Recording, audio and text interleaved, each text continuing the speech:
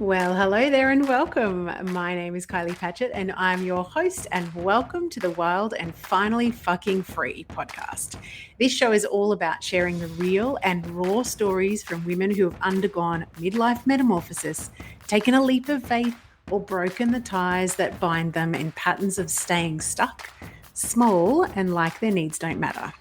You see, I believe that the years leading up to and during menopause are a rite of passage, a deep invitation after so many years of giving our time, attention, and energy to others to carve out the same time, energy, and attention in ourselves, in our health, our love, our connection, our vitality, our purpose, our real needs and deep desires. You know, those ones lying dormant underneath all the duty, responsibility, pushing, striving, and achieving of our 20s and 30s? You see, at this stage in our lives, we find ourselves shifting identity potentially, no longer caring as much what other people think, and left wondering why on earth we have not given ourselves permission to do life in the way we truly want to. In this show, I speak to the women brave enough to truth talk their own midlife shedding skin stories and the healers and helpers who help them transition through these crossroads of change. This is the midlife magic you didn't even know you needed, and I am so freaking glad you found us. Let's dive in. Hello, everybody. Welcome to Wild and Finally Fucking Free. I have an absolute treat for you today. I know I always say this, but this woman is someone that I've been wanting to come on the show from the very first episode. It's Janet McGeever. How are you, Janet? I'm great, thank you. So lovely to be here. Same. So good. Wonderful to speak with you. It's been we've been trying to line this up for a few times, and I'm just like, the timing is always perfect. So I'm really glad that we have come together today, because I have so many questions for you. I always say this could be like a 5-hour episode. I'm not going to do that to you. So we know each other from Sunshine Coast long time ago, and I've been observing your work going, ooh, I want to – actually, I've been trying to get Shane to come on retreat with me. Anyway, we'll get to that. So could you introduce yourself to our lovely audience, please? Yeah, I'm Janet McGeever. I'm 62 years of age. I live in Noosa, and I'm a grandmother of 2 children with 3 granddaughters now, actually. And I've had an interesting life. I think not a life, no one's life really goes in straight lines, does it? No, definitely not. I would never have thought that my life would have ended up doing what I'm doing right now, brought up Catholic.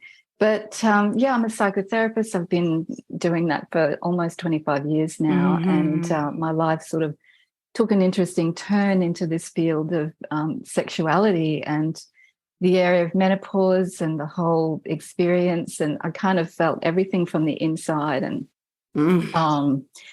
I think we all, whatever we do, it's always informed from what happens in our lives. Absolutely.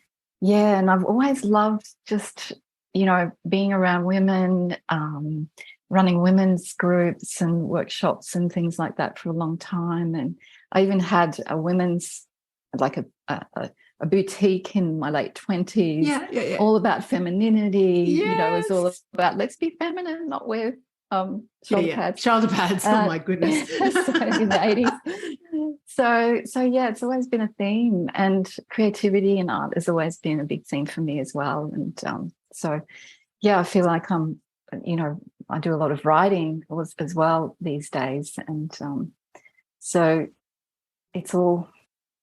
It's a really creative life, I feel. Yeah. I can totally imagine you in your 20s just being this beautiful. When I always feel like when I read things that you write, I feel held and supported and seen and like welcomed into this circle. Like there's always this like warmth, and I can just imagine you doing that in any in a shop, welcome. In a women's circle, welcome. In a making love retreat, welcome. And men. I'm glad you spoke about being a writer, because I actually just saw something on Facebook just before we started recording that you wrote yesterday. And if you're okay, I will share it because it's a perfect place to start. Mm-hmm. So yesterday was International Women's Day, although people won't be listening to this until much later in March.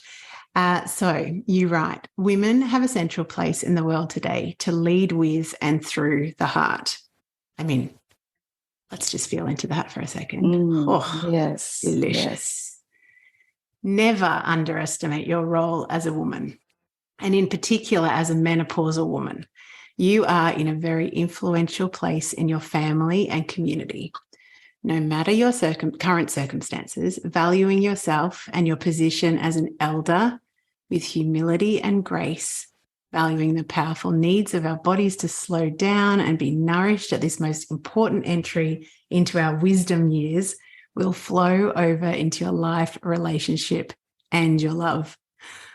Oh, always makes me want to cry. It makes me want to sigh and cry all at the same time. Love is our basic nature, and it is our most powerful resource. It is up to us, if we want to make a difference on this planet today, to step up to empower ourselves through awareness, insight, and understanding, opening the door to love, making love our priority. And then you go on to say, every woman that you meet today, no matter what age, meet her with your presence and your heart. Have a wonderful International Women's Day. And I was just like, what better place to start than that beautiful, soft place to land? Oh, my goodness. So many questions. All right. Let's start with, on your website, you describe entering a time in your life where you feel broken and then having this reawakening. I'd love to start there. Can you share a little bit about that experience? Well, the feeling of being broken really came from,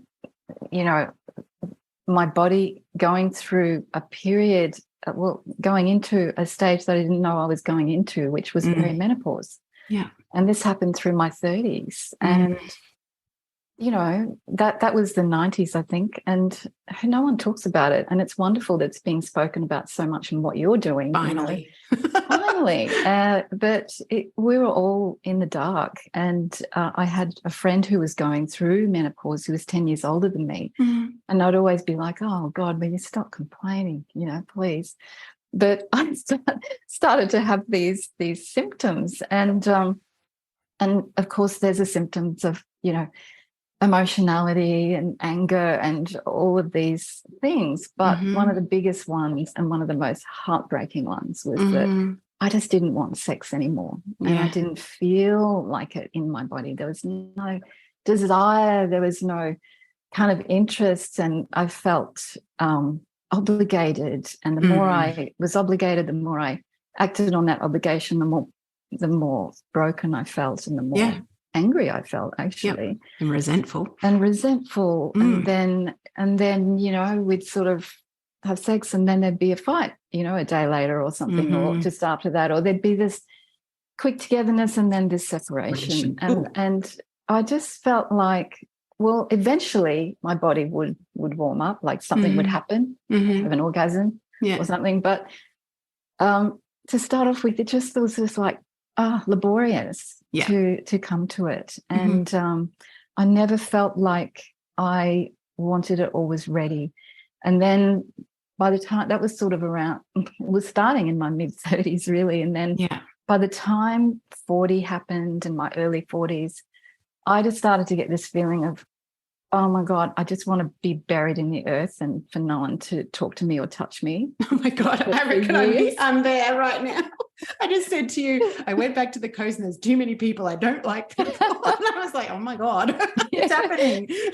I just had this feeling, I need to be put out to pasture and just be left, and I really see this as, I love the analogy of the earth. I love using the earth as an analogy. And it's just like, imagine just lying in a forest and you're just like, just in the earth, and there's just humus just growing, trees and everything. And you're just given a deep rest. And I think that this is what women need at this time. It's a time when we start being needing a deep rest. But as far as the broken bit, I just felt so physically broken. But because I kept on, I'm going to stick at this. I'm committed. I'm trying to find all the reasons why I'm so bad and so not like all these other women who are talking about multiple orgasms. And nothing like comparison to. I just felt so deficient. And And what really ended up happening was I became very deficient in physically and emotionally. I became bereft really in many ways, and I ended up really one particular day having a breakdown. And I think everyone has different ways of describing breakdowns, and I won't go into the specifics of that, but I would say the very big changing point or turning point was I'd been in my consulting room seeing clients, and we lived at the back of Point Arkwright, right backed up onto Forest there. Beautiful. And there were these beautiful little rose-crested, what are they called? Lorikeets? Doves. Oh my God, doves, rose-crested doves. There's another word for them. But anyway, they're a gorgeous deep forest green with a beautiful kind of crown of rose color, and then a little bit of, I think, orange on the other side. And then underneath their belly is a bowl of fruit. It's like every color of the fruit. It's a fruit dove. That's what it's called. A fruit dove. It's a rose. Oh my goodness. I'm going to have to Google him. Okay. Yes. They're so pretty. And there were two of them, and they were kind of like snuggling and nesting. You know, I was just watching them right outside the window, and it was just the sweetest thing. Anyway, you know, I don't know if it was weeks later or days later, but on this particular Sunday when everything came crashing down, and I just thought, I cannot do this. I am done. And basically I knew it was the end of the relationship. Yeah. But I heard this loud smash on the window, loud kind of cracking noise on the window. And I went, oh my God, because we had a lot of glass. That's the bird. And I looked over on the deck, and it was one of the rose-crested doves, fruit doves. Yeah. And I went out, and I came back in, and I was just sitting down and picked it up and turned it over. Yeah. And just saw the belly. I'd never seen one that close. And looked at its face, and it was just peaceful, like the eyes were closed. The beauty of a dove's face. And I just looked at it and just thought, this is the most feminine thing. It's so beautifully feminine. And I thought, I am killing myself here. I'm killing my femininity. I'm dying in this. Yeah. Yeah.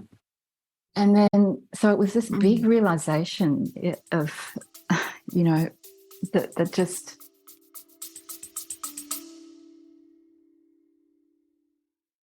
Hey gorgeous, we interrupt this gold for a delicious invitation. If your whole body has been whispering more lately, more voice, more truth, more satisfaction, more clients of the soulmate variety, more cash, more you, then this invitation is for you. Potent, my sister mind is officially open. This is my high touch, holy fuck, I'm ready sister mind for rebels in good girl clothing who are done outsourcing their power and diluting their magic to fit into someone else's business formula. If you have been craving a space where your strategy, your voice, and your energy all get to be offered, honored, refined, and amplified, this is it.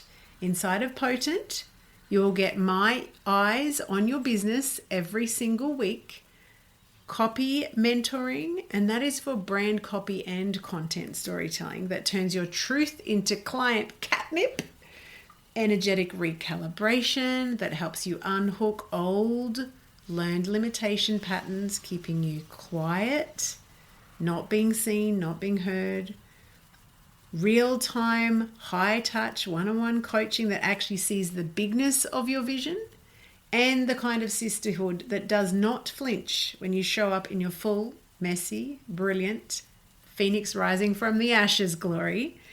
This isn't surface level support. It's deep, potent, paradigm shifting work that changes who you are as a woman in business and a woman in life. We start in August. Early open access is open right now. For the month of June 2025, inside of this early access open doors period, you will receive juicy bonuses, extended payment plans, and access immediately to my entire library of storytelling gold. You'll find all the juicy details at kyliepatchett.com/potent. And we fill spaces, and there's only 10 of them, and more than likely only 5 by the time you listen to this, because by that time I will have offered them to the existing cohort, the beautiful original OG circle. We do actually take applications on a first come, first served basis. So come and apply, and let's get back to the magic of the episode. Informed, because actually this is very interesting. Only almost a moment before, I was sitting there going, no, you're over dramatizing this. This is diminishing the feelings. That's no, look, you can do this. This is not logical. Okay. Not logical. This is, and then smash, this happened. And I was just like life affirming to me, look, you gotta look after yourself here. And literally, I think it was a day later, the next morning, because we had so many, birds and trees around us. Yeah. The mate was there on. It was just a spread of feathers over the ground, and another bird or animal had found it and killed it. Oh. So the two of them. Yeah. So to me, that was my turning point. Yeah. And like I say, life and nature informing me. Yeah, absolutely. That I had to, make this change. And then, of course, it's not an easy one. And that takes time, for that transition to happen. But it is a transition that happens a lot for women. I'm not saying to that that degree of that drama, but this is something that I think many women hit is this point of, and I've heard you say, I cannot do this. I am done. Absolutely. And it is part of the whole thing of I'm available for everyone. I'm available sexually. I'm available emotionally. I'm available physically, everything. And that we have just given over so much of our own authority. Yeah. And so much, especially when it comes to sex, sex happens so quickly, and we're so much quickly into the exchange in just classic normal sex, that women really, it can be a feeling of, actually, I'm not quite ready. Oh, hang on. Okay. All right. Let's see. Okay. Yeah. But, it's that when we're younger, it's just like, because, guys are so into it. Yes. Hurry up. That's right. And so there can be this very subtle, kind of compromise, I guess. We want it. We want the love. We want the connection. And then we want the connection. We want that. But over time, it kind of erodes our sense of self and erodes our compass. We lose an inner compass of who we are and where we are. And I do think that this transition period, perimenopause and menopause in our midlife, is about finding that compass again. Yeah, absolutely. Because it spins out, it spins out, and we lose our direction, and we don't even know if we've had a direction, because we've been in so much service and so much pleasing, because that's our automatic way. And I just love that description. I keep using the language coming home to myself, but I love inner compass even more, because whether it's in a relationship or around sex or around mothering or around I don't know, even being in jobs that don't fit or fulfilling people pleaser tendencies or whatever, that's exactly what we're doing, is eroding our ability to even find our own direction. I just love that. I love that. I've got one of those beautiful ornate bronzy sort of compasses in my mind now, and I'm like, coming back to the heart of that and finding it again. That's right. And so feeling powerful. like the compass is inside. Yes. Like I agree. I'm always talking about coming home Coming in your home, body, but yeah. the compass isn't outside, it's actually inside. And you're right, Inside. you're touching your heart. Yeah. It's here, the belly, the heart, the womb, like the inner compass is in here. It's all informed through our body. Mm. And if there's one thing that, I think that we're good at, we've been taught to not be good at it. We've been taught to be so in our heads and in our minds. But Absolutely. Menstruation, you can't help but be, Yeah. there's your body. Yeah, It's exactly. doing something. Hello. Hello. And then if you become pregnant and, Mm-hmm. babies and things. So we live very much through our bodies naturally. Yeah. And yet so much of life takes us out of that place. Absolutely. And so this, to me, this period of our life is about returning in and finding that compass inside. That to me reminds me of I've just read and also interviewed Kate Codrington, who's got the book Second Spring, and she talks about menopause being, a winter time. So when you're talking about being in the forest and underneath all the leaf matter and just like literally being in a cocoon, that's what I feel like. I'm like, I don't want to be outward any more than what I need to. Yes. And I feel very protective of my energy and my resources, like very, very, the word that keeps coming back to me is like reverent of my resources, because I'm very aware that I've got less to spend or invest, I guess. But yeah, that the turning in, like in traditional Chinese medicine, that is what winter is for. Like it's for dropping our leaves, turning in, replenishing, resting, storing up, and even getting the sense in our bodies of what might be happening in the springtime, but not doing anything about it. Yes. Like literally just being, and we're not taught that. We're not, unless we've been, I shouldn't say we're not. I personally, that's not been my experience. I've definitely gone through that outward, the getting the promotion, getting the this, getting the, like all that outward. And yeah, this turning inwards feels like such a privilege to me, because I'm at the time where I don't have to be actively day-to-day parenting. And I'm very aware that with people having later children, children in later ages, excuse me, I just spent time with a girlfriend on the weekend, and she's got, I don't actually know how old the girls would be, but, primary school kids, but she's also going through really, really challenging. And I'm just like, I do not know how you do it, because I literally can just put myself to bed. Yes. Thank God. Yes. But she doesn't have that. And she's a teacher as well. And I'm like, holy dooly, man. Like I don't know how you do it. So I really love the turning inwards, because, and I feel like it's like Mother Nature knows what she's doing. Doesn't she? Like we don't have to, like, yes, there's definitely symptoms that are, can be quite challenging for everybody. Yeah.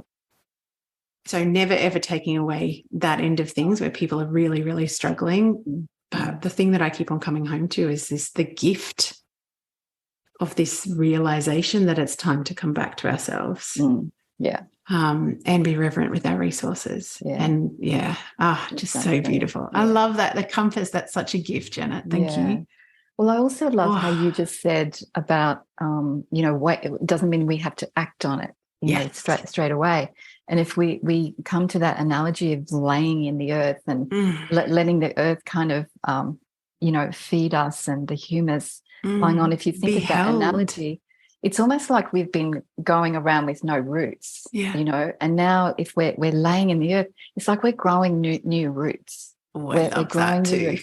And if you think of a plant, it takes time, for those roots to go down, and then for that little seedling, that sapling to start to come up. Yeah. And it does, and it is, to honor the seasons of that. So I find nature such a beautiful teacher in that, Such a beautiful teacher. And it's not to mean, of course, we can't just go and, completely do that. We have to live in the world. But I love your way of, reverent, being reverent with your energy, and I'm really having that awareness. Yeah, I'm really reminded of the sacred no. That is something that's been very clear to me like especially in the last couple of weeks where I've just been like, I don't actually want to do that anymore. And the no just feeling like, actually, I just did an interview with two people that have a podcast, Betsy and Kate, called Tend Her. So Tend Her, H-E-R. Wild, beautiful, absolutely beautiful, beautiful people. And one thing, I've lost my train of thought. My brain just did one of those connection things. It'll come back to me. Anyway, this happens to me sometimes. It's like, brain fog. One of those things that happens. Yeah, exactly. I'm interested to know, I know you came across the work of someone who was an absolute, like it literally changed the direction of where your life has gone. Can you talk to us about that? Because this is one of my favorite parts of your story. It's like when we're ready, something magical happens. That's right. Yeah. Well, I read the book by Diana Richardson called The Heart of Tantric Sex. And I actually had already had that book for probably about 5 years before this happened. Excuse me. And that was probably maybe 3 years, actually. It was probably the thing that made me start to twig to, my body is different to a man's. Yeah. A woman's body is different. Maybe that's why it's taking so long for my body to warm up sexually. Because she explains in that, and it's based on Tantra, explains that women's bodies open up from the breasts and the nipples, the upper part of the body, and men's are ever ready because they're already pleased to meet you. And it just takes time for that energy to travel downwards. Yeah. And so just that first little bit, just like, and I just thought, I want to meet this woman. And it was probably 5 years later with a new partner that I got to go over to Switzerland. And as soon as we met each other, we were just like, I know you. There you are. And we got on so well. And she's South African. Yeah. And so it was like we were just sisters straight away. And I just really loved her way of speaking about sexuality. It was so accessible. Anything to do with Tantra that I'd heard of before kind of left me a bit cold, or it sounded a bit icky, or it was a bit too far out, or was a little bit, just felt slightly ungrounded. And, I think there's a lot of really good people working in that field. So I don't want to, put that down. But I just think that it has been taken by the Western mind and overlaid with the same things that sex is overlaid with, which is, that let's have sex that's quick and fun. Well, that has a goal, actually, not really quick for us, but has a goal. And I think that Western Tantra can still have a goal. And that's why we have lots of techniques and things to move energy here and there. Yeah. Diana's work and the work I teach is not about techniques. It's about presence. It's about coming home into the body and finding this place inside. The more I'm here and present in my own body. And for women, that is so key and gold, because we go, right, I'm here, I'm home, I'm not over there responding. And also he comes in and he's, I'm not over there chasing. Yes. And that's one of the key things I see in the couple in the Making Love retreat, which I didn't talk about in the beginning, but that we will. I want to get that. And one of the beautiful things that I see, when men start to understand, that's why she's being repelled by, she loves me and I love her, but she's being repelled by my energy because it's all kind of draining outwards, or it's, going outwards towards her, and she's going, whoa, this is just another demand on me. This is too much, you know.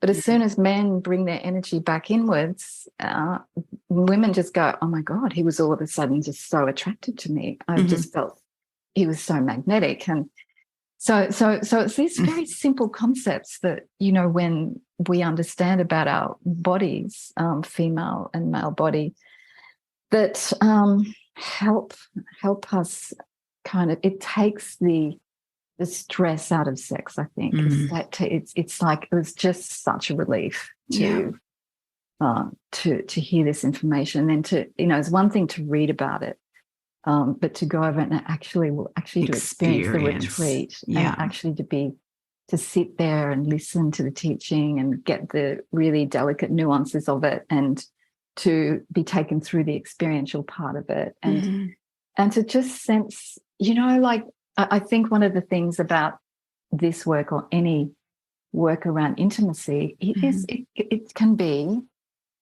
confronting, because you're confronting the deepest part of our system, and so, and whether we feel safe, being truly intimate. And that is actually, I love that you suggested that you talked about that, because that's like the number one key. When he's home in his body, or the other person is, so it can be same sex, whatever, but if I'm home here, then there's more safety, because it's not this demand, and there's a more relaxation, that happens there with that.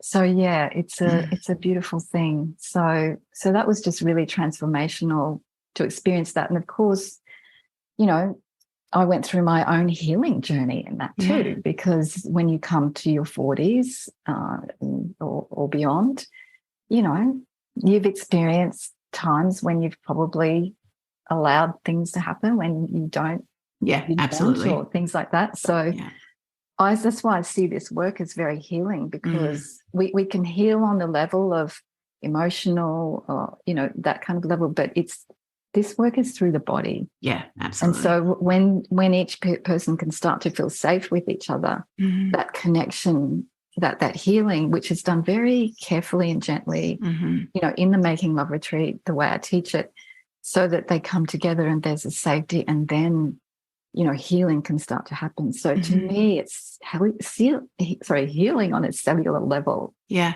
it really, really happens in that way, which is beautiful. And of course, there's the absolutely luscious, gorgeous, this heart-filling body gorgeousness sensation. I can't get enough words for the feeling of just making love in awareness and slowing things down, and just the relaxation in it, and the widening, and the the opening that happens with the heart. And this is the thing, I think a lot of sex is spoken about without even talking about the heart. Yeah, absolutely. And we are men and women. We have this powerful force of our hearts, and to bring the integration of heart and sex together is just so powerful. And it's so, it is healing on just so many levels. And making love isn't this event that happens. It just continues. In the relationship. I just I've got so many different. I'll stop. No, please don't stop what you're saying. All I wanted to, there's something popping into my head, and the word that keeps coming back to me is power. And I'm interested to hear, because you're saying when the man is inside of himself and the woman is inside of herself, and then we're allowing this to be true intimacy and connection. To me, the power word is coming up because it feels like it's not about power over, or letting go of power, or giving away your power, or having too much power, too little power, whatever. Does that feel true to you? Like, what do you want to say about power? That's the word that's my God. banging on the back of my head. I love that you say that, because I always say, I think because we've come from a history of feeling disempowered from women. Yeah. And it's like men have had the power, or the masculine, female masculine has had the power.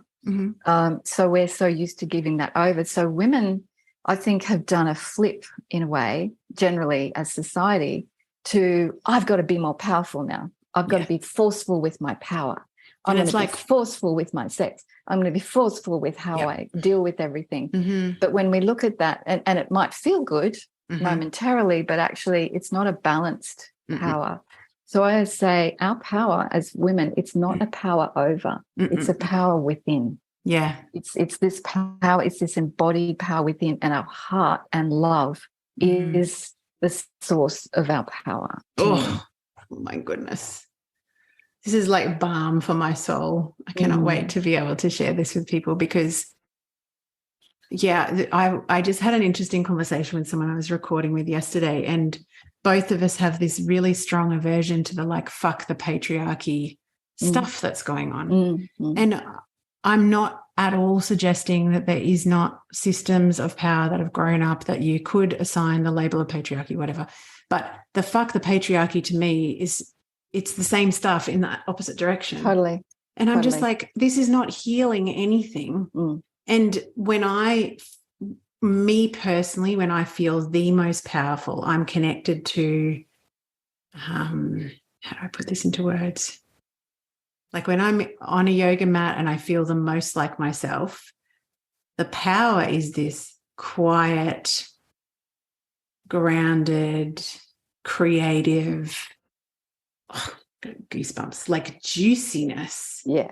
It is not fuck you. Yes. Like it to me that feels completely different. Fuck me, fuck you is like, it's kind of how I felt like in my 20s, where I was in a field where I had to compete with males. And so I'm masculine. Well, I don't even know whether I just created myself into a man. Like I was just, like just so focused on outcomes and goals and like all that stuff, like completely living in my head. That's not fun. I don't want to go back there. Can we not do that pendulum swing? Can we just come back to our internal power? That's why I wanted to ask that question, because it feels very different to the screw the patriarchy thing. And I feel my sense is that we're not doing ourselves any favors by pushing the balance in the as extreme but opposite direction. I'm so with you. It denatures us, it denatures us from our deep feminine, natural feminine, innate power and wisdom, and this is the thing. It's almost like we've been hoodwinked into, losing ourselves as women. Yeah. And I just think that this is all just new territory. It's new ground for women to be even speaking about. And on a sexual level, there's that masculine goal that, like you talking about, having goals, in your 20s, and sex is goal oriented. Generally, we get to the peak and the discharge, and then we're finished, and that's the end. Over quickly, la la la. Whereas if we want to go in a different direction, it's a direction where we're just letting go of goals. We're going more into relaxation, and exactly what you described about lying on the yoga mat, feeling that sweetness, that it's more cool, right? So it's very hot to go to the peak and discharge sex, whereas it's a cooler. But when you think about it, you're here, you're connected to your body, but you're also expansive. Yeah, absolutely. So you're wide, and imagine making love from that place, from that space. I'm going to add that to my W poster. I've got something over there. I keep on drawing at the moment, and my current poster is wild, witchy, wise. I'm going to add wide. Yeah, beautiful. Because that expansiveness, like one of my words that I chose for this year is receptive, and that's really I feel like that's that feeling of that quiet power and just being open. And I guess what also is coming to my mind and heart when I say that is that part of being or feeling safe in our bodies to open is definitely the healing part of anything that has caused us to create those barriers. Exactly. And I'm guessing that that's a huge part of what you do. It is a huge part of my work. Yeah. And this always it's always incremental. It's always just little steps. Yeah. And it's and that's why the education side is really important for the men to hear as well as the women, so that they, that we get it on a mental, intellectual level, why this needs to just take that little bit longer. It needs to take that time. So the safety aspect is amazing, and I think that's what a lot of women say by the end. I feel safe. Feel safe. So it's important. And something you just said too was really interesting. about receptivity, because what I teach in the retreats and what's, the Diana Richardson work is the dynamic, which is the masculine. So you've been very dynamic. We've all been very dynamic in our, we've been very masculine in that way, and not giving enough attention to the receptive. Well, the dynamic for women is the breasts and the nipples, is that part. That's where energy is raised. The receptive is our vagina, right? Yeah. And for men, the dynamic is the penis, receptive is his heart. We haven't given enough value to the power of the receptivity of our bodies. We've treated the vagina like it's a dynamic organ. Something to pump and, up and let's get something going on here, for a goal. For the goal. And we've completely not understood and never been taught the power of the receptive, this receptive organ. And receptivity, as we know, it's receiving. It's also a force, right? We say that the dynamic is a force, but receptivity is a force. It's a power as well. And so to experience without, being so dynamic in lovemaking with the vagina, to go to more relaxation and more sensitivity, away from high sensation or high friction to more sensitivity, it allows the vagina to, it takes on a whole new quality, and it becomes so much more receptive and absorbing. So you don't have to do all this work to make it open and plump up and happen. She's just has like, this natural, because the environment has been created. Yeah, absolutely. Yeah. And it's not all goal focused, like all genital focused either, where we've got more awareness about the whole body. And it's amazing. It's beautiful, because it's so lovely to see the women just feel such relief. And I think that's what it was for me, the turning point of just like, oh my God, I'm not a dead log.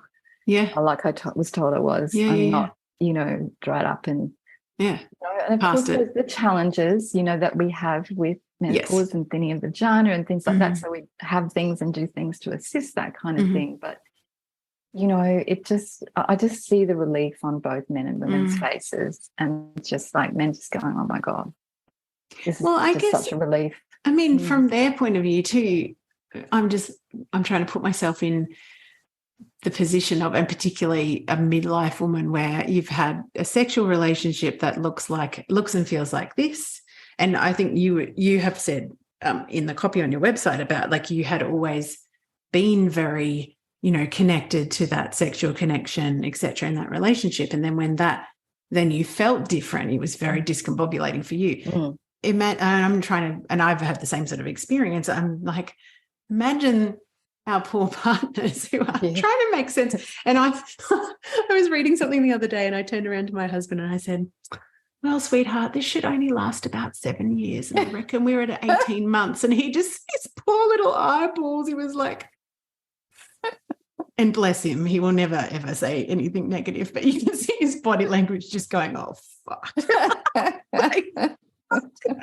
Shout out to all the gentle, amazing partners that walk alongside us and go, I know. She doesn't know what's going on. I don't know what's going on, but I still love her. So we'll just stand a little bit further away.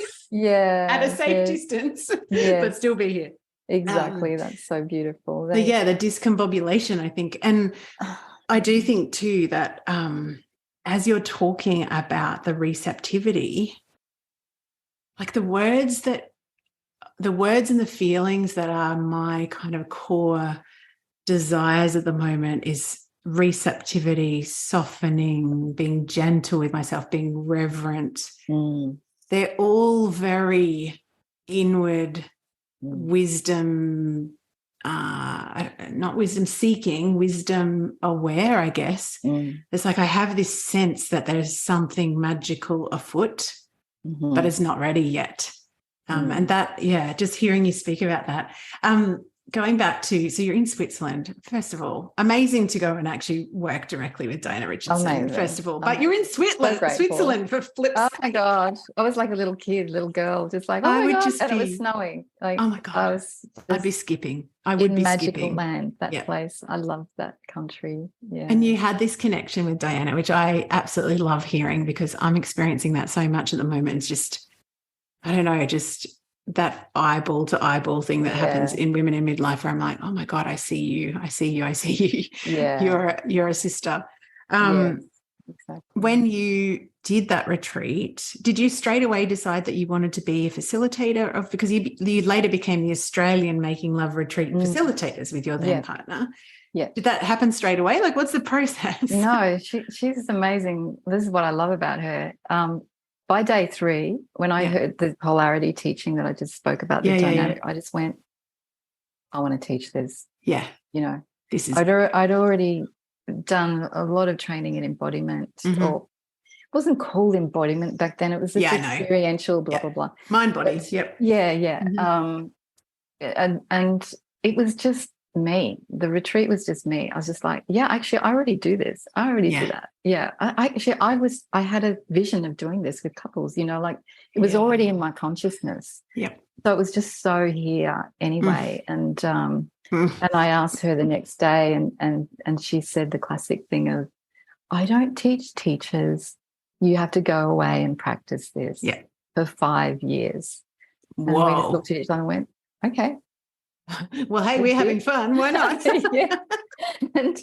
And we'd actually already been doing, I think, we sort of said, look, we're already running something for couples. Yes. You know, and she was fine with that. But we didn't do anything like what was in the retreat. And I just designed that up myself, basically. And so we did that for a few years, and she would come over here. That's the other thing. We kept in touch because her father lived in Madruba.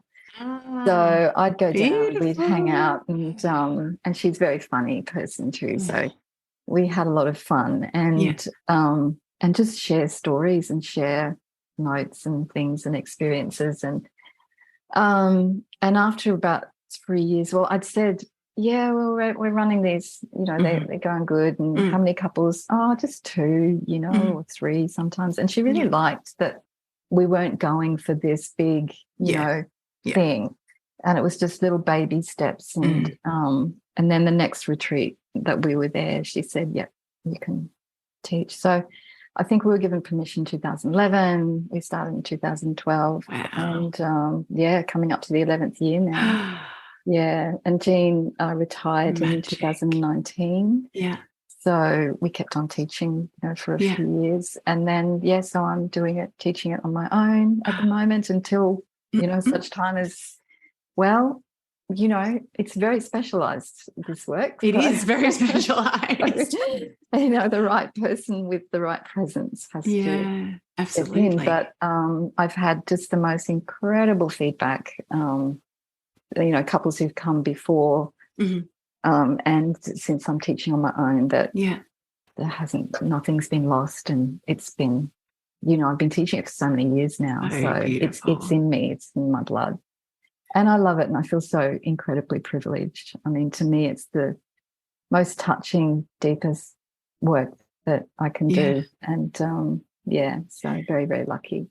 Do you feel like, I've read a few books, but also, again, my sense is that there is, like I said before, something calling me, and I can't quite, it's nebulous still, but there's something big calling me. Do you feel like this work was a calling for you? Would you use that type of language? Absolutely. Do you feel like that comes with the midlife? Like when you go inwards and you go through the perimenopause stage and all of the, you know, going to goo in the cocoon, you know, the magic and the mess of that middle bit. Was it when you emerged out the other side, and identify it as menopausal. Does that line up timing wise to this sort of calling? It does. I believe so. And, you know, the Wow. word that keeps coming to me is gathering.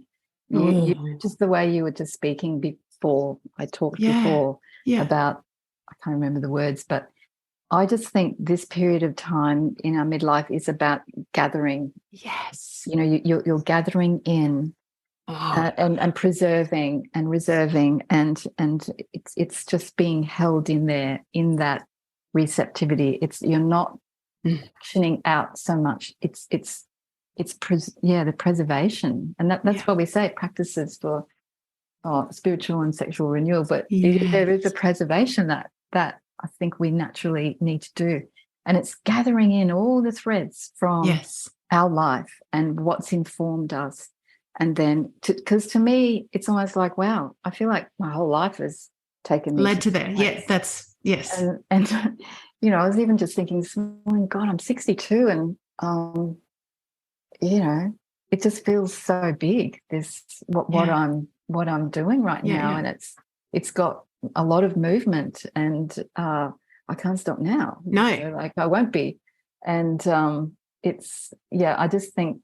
Because it's such a creative phase too, I think, you know, that gathering, you're gathering to replenish and renew and preserve, and to allow that pickling of things. To then start to emerge. So have like some cabbage in vinegar. And it takes time, doesn't it, for all that to come about. And I think we're marinating. So it's like we're marinating in all the things that we've learned and understood, and that's why to be too active and you know too much out, it's just not. You've got to wait for the right time. And I just feel like I've just been plodding away, you know, really doing what I do, and plodding, and I think also, you see, I'm not a really loud person, as you probably know. No, not at all. And talk about quiet feminine power. And I was, you know, always I think quite gentle sort of child, and I had a very strict father. He was very dominating and strict, and very you know, Catholic, and it was harsh at times, and it was crushing at times. And then moving into also a relationship with someone who I know loved me, but you know, I just felt crushed a lot of the time, and the sense of not having a voice, and feeling like, especially with my father, none of my opinions mattered. And it was like you had to have his opinion, and that was the only opinion. It was a bit like the same in the relationship. And I feel like this last third of my life, or last 15 years, has been about really kind of gathering my own opinion about things, and then having the courage to speak up. And I was quite frightened to start off, because what I'm saying and what I'm speaking about might be a bit more mainstream now, but it wasn't in the beginning. No, absolutely not at all. And it was just, you know, especially in Tantra, it just was like, what? Yeah. What's that? You know, what's that? So I do think that, you know, it's a time for us to find our voice as well. And it's a balance, you know, because that I was so in. Now it's not that I'm out, it's just that I'm just finding more solid ground to be able to speak from. And it doesn't mean, you know, my voice might still shake, and I'm quite tender and all these things, but I still say what I've got to say. You know what I mean? Like, it doesn't stop you anymore. I'm kind of at the point of going, well, just say it and speak it, because I am getting a lot of women and men who resonate. So, yeah, of course. And that's the thing that's what I mean. At the heart of it, the storytelling behind this podcast is a similar thing. It's just a space to speak your truth. And for people like yourself who are sharing your story, and also the way that you help people navigate this messy middle, the that's a beautiful thing to be able to share. And there's also women that have come on that have never spoken their truth, ever, never spoken about what they speak about. And to me, like, I just got an email the other day from someone who asked me to come on. I didn't actually, friend of a friend type of, connected, but not very known. And as a result of just being able to speak some things out loud, there's been this great unraveling. And I'm just like, this is the power of, it doesn't have to be in a, public, not everyone has to go on a podcast and bare their soul, God forbid. But I just feel like that's such a big theme that runs through so many of these conversations is voice and vulnerability. And sharing stories are healing for ourselves and also healing for the people that receive them. I love that. That is, to me, I feel like that is part of the gathering for me. Gently gathering. I love that. Gathering and pickling. I'm going to add that.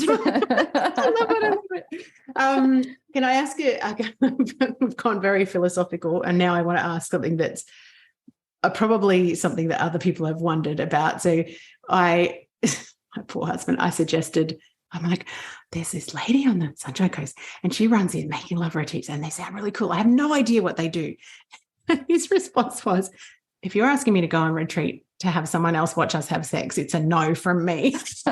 So do you get that? Like, my God, yes. What other silly questions have you had about retreats? And that's not silly to me. Because not silly, but most men fear is just like, no way, and isn't it interesting? That's what our minds conjure up. And naturally, so one of the things I have on my website, there's no nudity or demonstrations in this retreat. Well, that's the other thing that may or may not have been said in my household. I don't demonstrate anything. Nothing. I'm not naked. No one's naked. It's not partner swapping. It's not doing anything weirdo. That's just not no keys in the bowl, people. It's okay. That's right. We just have, it's really, to me, it's about returning to our hearts and helping, men and women just return to that place, their hearts and their bodies. And so I have, teaching segments. We have circle things where you can share. We don't sit around and do circle share all day. It's not like that. You have one in the beginning. Really, it's just to set the intention. And all the little exercises that I give are all just about being in our body individually first. So it's about, let's be here first. Before you even connect with the other person. And then, in the mornings we do, stretching and exercises and a little bit of breathing and awareness, inside the body.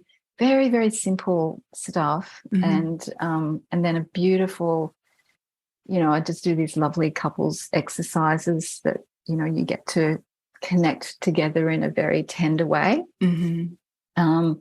And, people think, oh, it's all eye gazing. Well, no, like that's, again, that's goal oriented, isn't it? Let's look at it. There's steps to that place. And I step you through everything like that, where it's, it's very tenderly kind of, worked with. And then, of course, there's the education side. So there's an opening there for questions and for people to share. And this is what's so beautiful, is hearing, the men speak. I mean, the women, we're used to speaking, but often we're just like, oh, my God, did he just say that? And for the men to hear, oh, yeah, me too. I'm like that as well, to go, because it's the most embarrassing thing to talk about, right?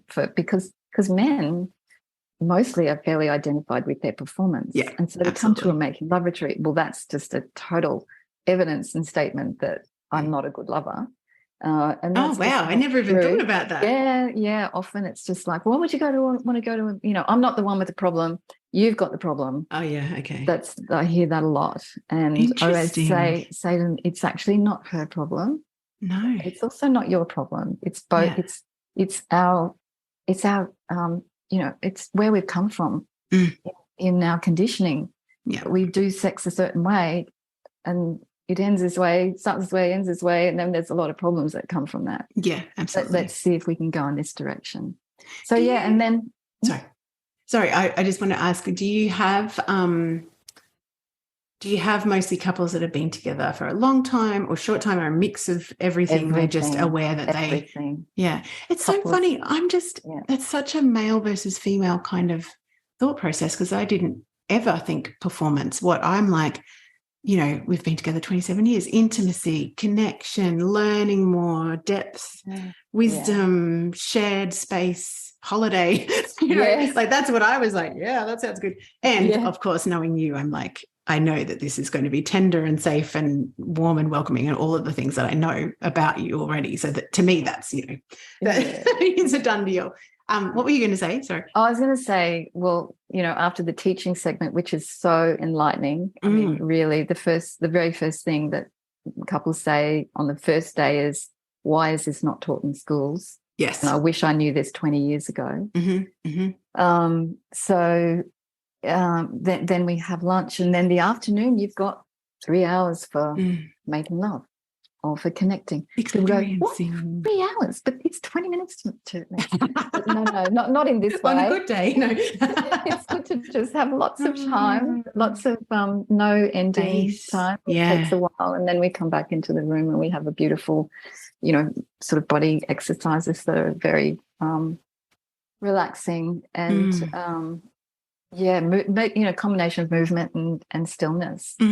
And then each day runs like that, basically, where that there's a combination of experiential and teaching. And so you're getting the understanding, but you're getting to experience it through the body, and then you're getting to kind of explore that and experiment that with that in your own room, in the privacy of your own space. And that's not observed. Time. And I always say it's time for loving. Yeah. Because some couples haven't made love for a while and for years sometimes. And so to jump into, it's so funny. I've learned how to kind of say it, because the first day women are like, I'm so angry. I was so angry at you because you said to go and, I didn't say go and make love. I always frame it up just like, see what happens, Yeah, see, But they go, oh, I have to make love. I have to have sex. So, but it's just, to me, it's time for loving and time to bring, what you've already learnt into the space and just see where that goes, and be gentle with yourselves. And there's plenty of time for a cup of tea and, a little walk and whatever. I'm feeling into what you just said about why do we not teach this? Because I know, like, my parents, there was no talking about sex, and even more so in my family, because my dad was 55 when I was born, so by the time I was a teenager he was like 70 plus, and he could not even cope with a boy ringing the house, like literally. I used to actually I chose to lie and have a friend or a sister of the, and these aren't boyfriends, I'm not talking about boyfriends, I'm just talking about friends who were male boys. Right. So that's what sort of like protective father barrier he had up. My mum did not talk about anything messy, that's what she would have said, or like, any sort of intimacy, anything that required her to be present or vulnerable wasn't on that. And so I think for a lot of us of my generation, at least, like all my friends had the same experience, apart from one who we were just laughing the other day. I was saying, I've got this really like clear awareness that like we all met each other. So these are girls that I used to work with in forensic. We met each other when these girls' parents were our age now. So it's like we have closed the circle of the, and we used to joke about, you don't go over on Sunday morning because that's sex morning for the parents. Right. And now I'm like, oh my God, I am the parents. Like it's this weird sort of like full circle thing. But where I was going with all of that, it's a sidebar. Sorry if you're listening. I'm not even going to say what your name is. But if we're not talking with our parents, and we may not necessarily have friendships where we're talking about it either, because I think still when I was younger, it wasn't something that you shared in intimate detail. Of course, we don't flipping well know any of this. Like literally, like how are we meant to? And even more so males, because even if we were talking to our friends, the guys weren't. They were talking about scoring or, whatever, like that sort of real masculine version, but they weren't talking about intimacy or openness or connection, or like, of course not. But I'm laughing at the moment because both my girls have got beautiful man friends, and they're constantly embarrassed by the things that I will talk about in front of all of them, including menopause. And one of them's like, Mum, can you stop talking about being menopausal? I'm like, no, because we need to normalize these conversations. So I will not stop talking about it, because one day it'll be you going through it. Yeah. And if I keep on talking about what I'm finding and experiencing and how it's affecting me and how it's affecting other people and what I'm learning, then you won't feel so disconnected and isolated and all of those things. And I think it's the same for this connection, sex, like real intimacy conversation. Like, exactly. how are we meant to know? I love that.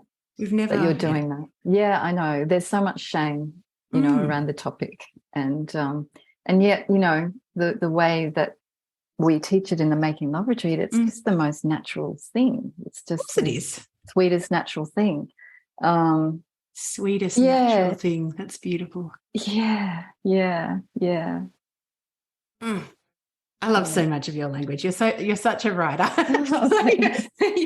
Your words hit me. Actually, one of the words you talked about before, denature, as a genetics, originally geneticist, denaturing is actually pulling apart our DNA helix. Oh. And then when you said that word, where my mind went to is denaturing, as in pulling apart the helix, but also like the mother line and our connection with our feminine power and all of the wounding that's gone on generations ago, like all of that. And I'm like, whoa, okay. It's like beautiful. 10 different conversations happening in my mind. Oh my goodness. We haven't talked about the fact that you got to actually write a book with Diana in the end, which must have just been the most divine feeling to join together with a sister and share the next level of that work. Do you want to talk a little bit about how that came about? Well, I had known that her German publisher had asked her to write one on menopause. And the funny thing was, I'd already been writing for Holistic Bliss magazine. Vanessa, for many years. And I've been writing about menopause and sex for about 5 years. So it was kind of second nature to me, because it's what helped me understand or find a pathway through being able to make love in a way that works, basically, and that is so beautiful and nourishing. And anyway, so I knew that, and I thought, well, that's great, And then about 6 months later, she contacted me and she said, I do not know what to say because I didn't have a problem with menopause. And, it was really hard for you, and this work really helped you. Can we collaborate? And that was just, I was like, oh my God, I was thrilled. The funny thing was, though, a month before, and this is the thing, when you go into that rest and digest phase, and when you go into making love in this relaxation, we say that because the energy isn't always getting expelled out, it gets recirculated through the body, and it floods the body with these beautiful hormones. And I'd always get this inspiration for writing. It's just what happens. And we're making love, and I'm going, just got to stop. So I've just got to write this down. And literally, I went to the computer and I'm like, 12 chapters just flowed out, 12 titles flowed out. Oh my God, I love that so much. And this is a month before, right? And I'm going, I looked at it and went, oh, shit. She's writing a book. I can't really write a book if she's writing, always that, because I'm kind of the, Yes. And I thought, well, I'll turn it into an online course. Yeah, that's what I'll do. And so when she said that, I went, actually, I've got the chapters. I've got 12 chapters already. And she said, oh, okay, darling. Can you fill it out? And so I did a synopsis of every chapter, and then we sent it off to the publisher and then fleshed it out. And then she came over. She then added her bits and her amazing, beautiful way of saying things and speaking about sexuality. And also, that book, I think, then no one was talking about menopause. And so I remember it being quite so what year would that have been? It was 2015. Yeah, I was going to say just after I left the coast. Yeah. So how old would I have been then? 40, just turned 40. I feel like I've been blindsided, just like you were saying originally it's like, all these things were happening. And I, like, as a biologist, I'm a little bit embarrassed. I have to stop saying this. I forgive myself. Yeah. I forgive myself and look back on compassion. I had no flippant idea that feeling a little bit crazy and huge mood swings was anything to do with hormonal changes. Yeah. I was just like, oh my God, I'm losing my marbles. I literally went to my doctor and said that. But at 40, I remember, you were talking a lot about the book, and I knew about it because we were connected from Sunshine Coast and everything. And back then I was like, oh, this is like edgy. This is like leading edge, like Janet's speaking about stuff that we all want to speak about, but isn't being spoken about. And yet, because I wasn't in, or I hadn't identified that I was in anywhere near perimenopause, it was kind of something like, oh, I'll read that later. I just want to say to anyone listening, and I know there is actually a lot of women in their 30s that are now choosing to listen to this podcast, because I keep on saying it's not just when you're 40 bloody 7 and up. Goodness. Like, we need to know what's coming, because then we can be educated and aware, and then obviously have a lot more choice and be gentler with ourselves and all of those things. So I wish I had actually just bought the bloody book, and not the bloody book, sorry, no disrespect to your book, but bought it and been aware. But yeah, it felt very leading edge. It is. It's funny. I've got this thing, I've got this astrologist that I've sort of used every now and then. She said, Janet, you carry the archetype of the progressive agent of change. Ooh. Yeah. And I leave God, that feels so true. Yeah, because I sort of annoy myself that everything that I've done, I've got this conservative side, but I'm very edgy. I can't help it. It's there. And when she said that, I thought, okay, I got you there. I love it. So it came out in 2018, and then, a few years later, it's like, well, great, everyone's talking about this. I mean, the whole discovery about hormones. I mean, but isn't that interesting? You're a biologist and you don't know it, right? No. So to me, this is how much we've got the wool covered over our eyes when it comes to this. Absolutely. So, when I've spoken to women about this polarity thing and tuning into your breasts, and that will start to open up the vagina and the womb. Well, not the womb, but midwives in the group go, oh my God, that's what we tell women to do. We tell men to fondle her breasts and to suck her nipples and to kiss her, and just that opens the cervix. It's like, it's oxytocin. Absolutely. Exactly. Yeah, exactly. Actually starts oxytocin. Same with just Flooding. Hugging. Interesting. Not just breast connection, but actually hugging for longer than, I don't know what the statistics are, but it's like not just a passing hug in the hallway, but an actual, like, a melting hug. I'm here. I'm really here. So true. So much gold. Yeah. There was somewhere else you were going. Yeah, I know. I'm not sure if I answered your question, but right. Where we were. This is the meandering nature of this podcast. I did go up into that thing of change, and there was something before that. What was it? I know.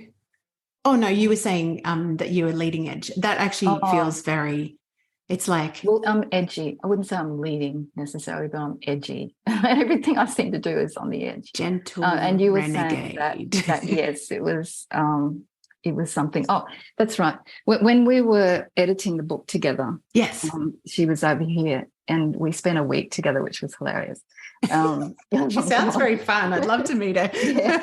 And we spent a week together editing the book. And one of the things she said, oh my God, all women need to read this. Yeah, absolutely. In their 20s and their 30s, because it's about self-care as well. We have a whole, because what had happened at that time is I started to, I realized I was so depleted. So I needed to find a way to regenerate. And that's why the restorative yoga I love, and I put that in the book. And then around the womb, looking after our womb and our pelvis with Andrea Lopez's work, and I put that in the book. So all that is something that women of all ages, it's important for us to know. So I love that you said that women in their 30s are listening, and I invite them to not feel embarrassed and or get the book for their mother and then have a read. Well, that's the thing.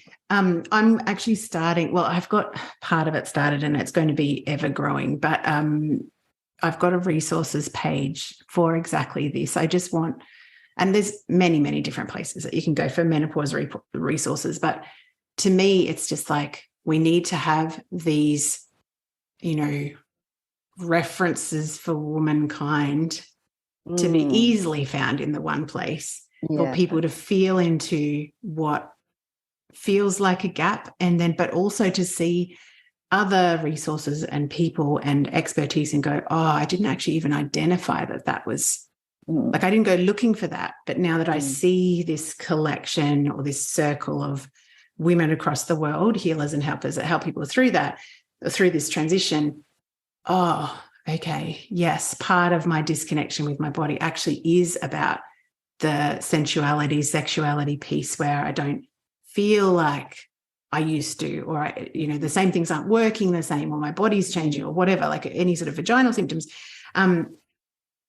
We just need to know where to look, I think, if we can just gather. Right. That's the gather word again. Yeah. And not just the medical side, I think you're talking about holistic. Everything. And when I was researching for the book, there were very few resources. I mean, of course, we've got, the Wisdom and Menopause by Christiane Northrup, and she's an amazing resource. But the book, Passage to Power by Leslie Kenton. Oh, I don't know that one. Was amazing and very eye-opening. And I had it for years, but to reread that and to listen to how she spoke, or to read about how she spoke about the transition was really powerful. She was a journalist for a long time and did a lot of edgy research into often medical things. And she was a New Zealander, actually. But quite well known. And so I actually want to honour her and Diana Richardson, but I really want to honour Leslie Kenton and also Christiane Northrup, of course, because to me they're the lineage of this book as well, Diana's work and those three women. Leslie Kenton just opened my eyes up so much. And when I went to gather testimonials for the book, I wrote to her, and very sadly she had passed literally a week before or something, and I heard from her son and said, I'm sorry that, she'd passed away. She was in her 70s. Yeah. So it was just really significant. So with, that's very close to the heart. And I think this is the important thing. If you look at, societies, ancient societies, there was also always this passing down of wisdom. Always. And that chain has been lost through modern history. Yeah, disconnection. And so to me, what you're doing is you're providing a platform then for this chain to reemerge and for women to gather the information they need. So I think that's wonderful. One thing, there's a couple of things. Have you dived into human design yet? Yeah, not a lot, but I'd just be interested to see what incarnation cross you have, because I feel like there would be a lot of juice in one of the things that I'm marinating. You used that word before. I use marinating all the time because I feel like I'm marinating in lots of things, like just collecting, but just breathing into things and feeling into them or whatever. And one of the things that I'm marinating in at the moment is in my incarnation cross.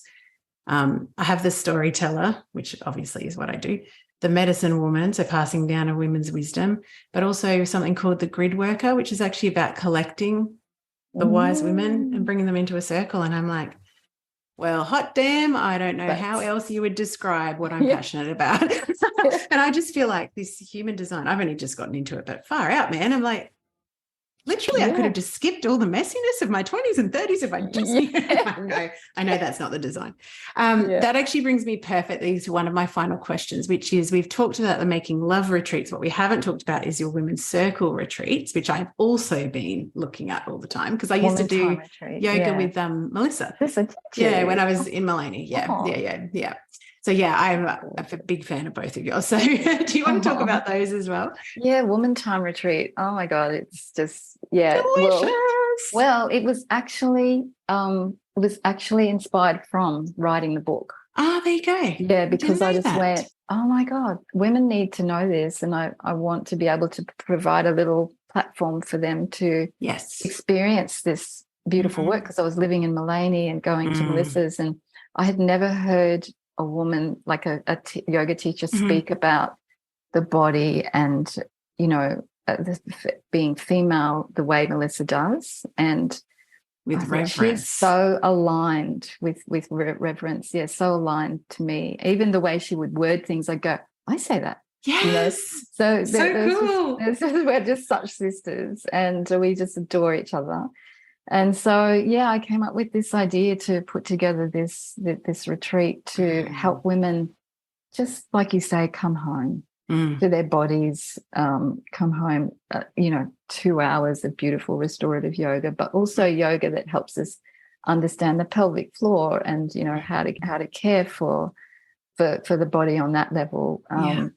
Also, I bring in, you know, there's a beautiful whole morning of healing the feminine, just, you know, parts that we've disowned, and how to bring them back, bringing them back through, you know, creative activity and about our presence as women, how we show up.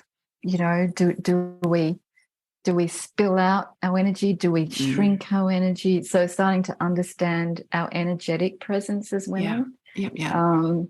And the whole weekend really has turned into really a transformational weekend, I'd say.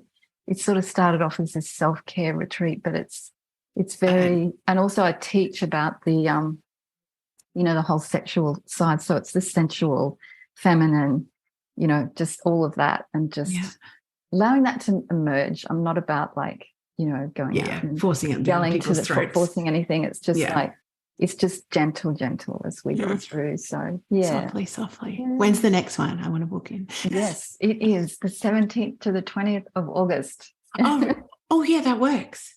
Because last year I wanted to come to I'm pretty sure you had one in August last year, or it might have been September. It's usually August. Yeah. They are usually on my daughter's birthday, and because she turned 18, I was like, no, I can't miss that one. That's pretty important. Any other birthday she wouldn't mind, but that one I was like, no, that's an important one. Yeah, and this is up the ridge at Mullaney. It is a beautiful, stunning venue as well. I've not been there, but I've seen photos of there.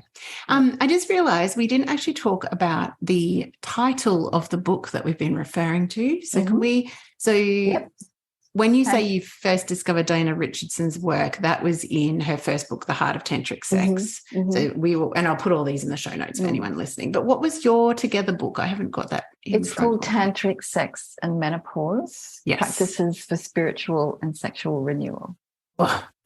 Yeah. If that doesn't make you want to go out and just click away and buy a copy, I don't know what will. I could honestly just sit at your feet and marinate in your wisdom all day. I think I could do that with you too. I just feel so privileged to, have the space to be able to share these conversations. And thank you so much for sharing with us. Can you let us know how people can find you online? One other question. The Making Love retreats, are they always in Queensland, Australia? Do you do any anywhere else? Always in Noosa. In Noosa now. Okay. Yeah, perfect. So it's in Queensland.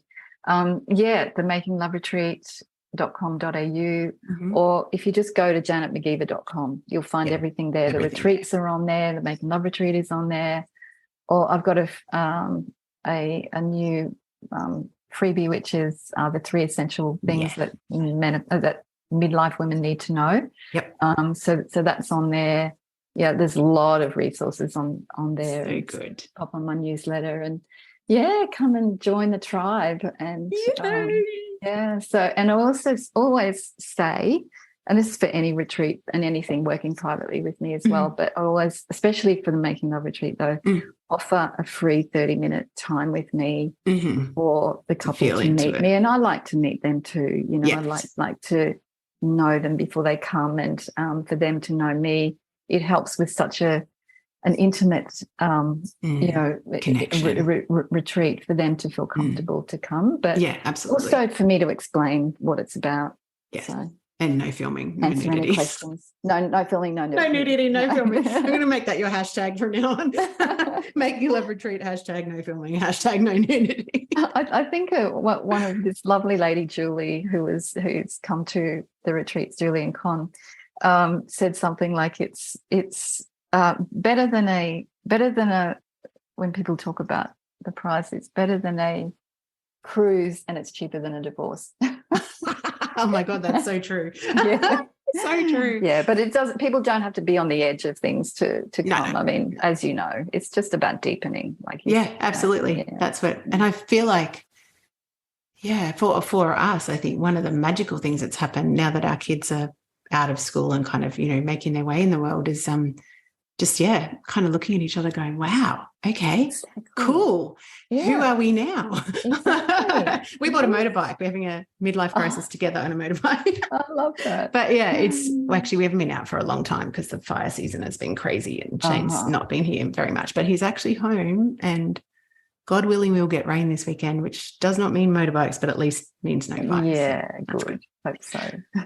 Thank you so much for sharing your wisdom. Thank you. So good to hang out with you. Well, we might have to do a second. I know we haven't. One of the things I did want to cover, which we didn't, but we will pause because this is already quite long, is the specific symptoms that affect, sex, libido, vaginal symptoms, etc. in perimenopause. But I just think this is perfect because it's talked to the connection and intimacy parts. Yeah. And let's book in. Yeah, let's do that. No problem. Okay. Thank you. It's been a pleasure. Just love hanging out with you. See you, Kylie. Thanks so much. Thanks so much for tuning into another episode, and I trust you're walking away with inspiration, maybe some chiropractic adjustments of the soul where you've realized perhaps some ways that you're getting in your own way, or something that needs to be healed, or something that's calling to you that your heart really, really wants to birth or create or step into in this second cycle of life. And if that's you, I am throwing my arms wide open and inviting you to check out all of the ways that we could potentially partner together at kyliepatchett.com.au. That's my website for the podcast, and also one-on-one and group programs in midlife mentorship, yoga and breath work in specifically designed menopause classes online, and also super excitingly, a list of retreats around Australia that I have been blessed to partner with some pretty darn spectacular humans who also help midlife mavens through this transition point. So if you are looking for some support, some community, some tools, just a safe place to actually reconnect to who you are, what you want, and come home to your own power and magnificence, I would love to welcome you into any one of those containers. So head on over to kyliepatchett.com.au and I will be back in your ears very, very soon.